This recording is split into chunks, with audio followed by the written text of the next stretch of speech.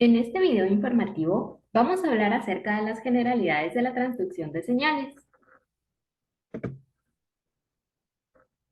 Empezando con una breve introducción, describiremos qué son las hormonas.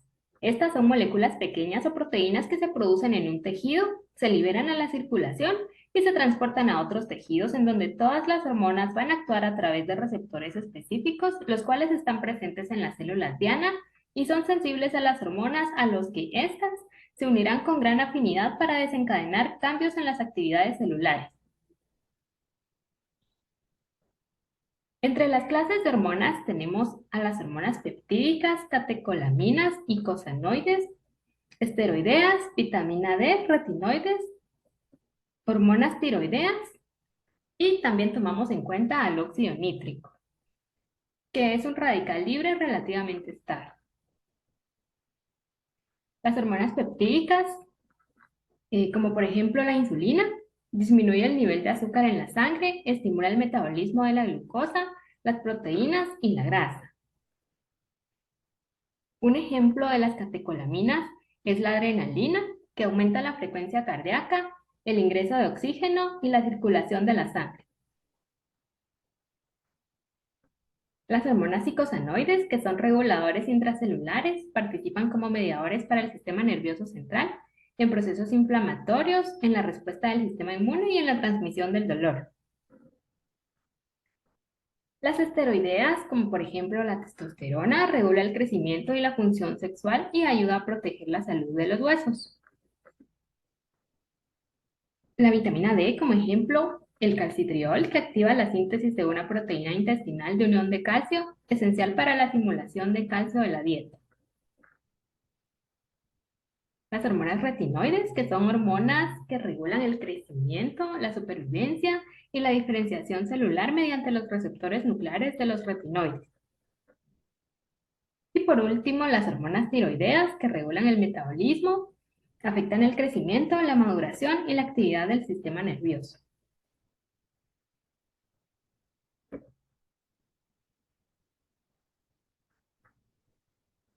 Existen dos mecanismos generales de acción hormonal. El primer mecanismo sucede en los receptores que se encuentran en la superficie celular, al que se van a unir hormonas peptídicas o con función amina al receptor en el exterior de la célula. Un ejemplo de estas son la adrenalina y la insulina, dado que son solubles en agua y no pueden atravesar la membrana celular. El segundo mecanismo tiene lugar en el receptor nuclear, en el que las hormonas insolubles en agua, incluidas las hormonas esteroides, retinoides y tiroideas, pasan fácilmente a través de la membrana plasmática de sus células diana para alcanzar sus proteínas receptoras que se encuentran en el núcleo.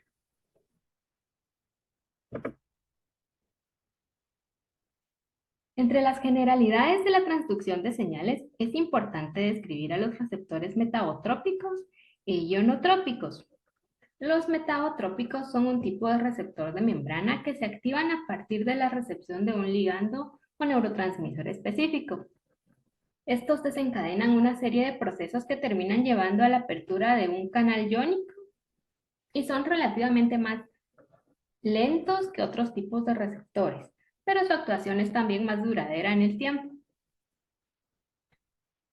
Son muy comunes en el sistema nervioso y se activan mediante la unión de diferentes tipos de neurotransmisores. Los receptores ionotrópicos, en cambio, son un tipo de receptor de membrana que funcionan como canales iónicos específicos para determinados iones. Estos receptores se abren en respuesta a la unión de un neurotransmisor o ligando específico, lo que permite el flujo de iones a través de la membrana celular y desencadena una respuesta rápida en la neurona.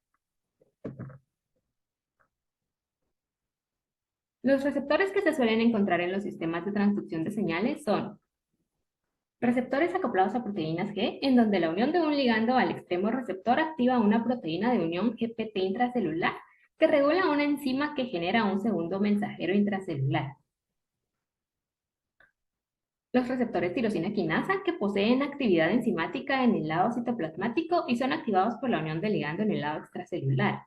Por ejemplo, los receptores con actividad tirosina quinasa catalizan la fosforilación de residuos de tirosina en proteínas diana intracelulares específicas. Un ejemplo lo constituye el receptor de insulina.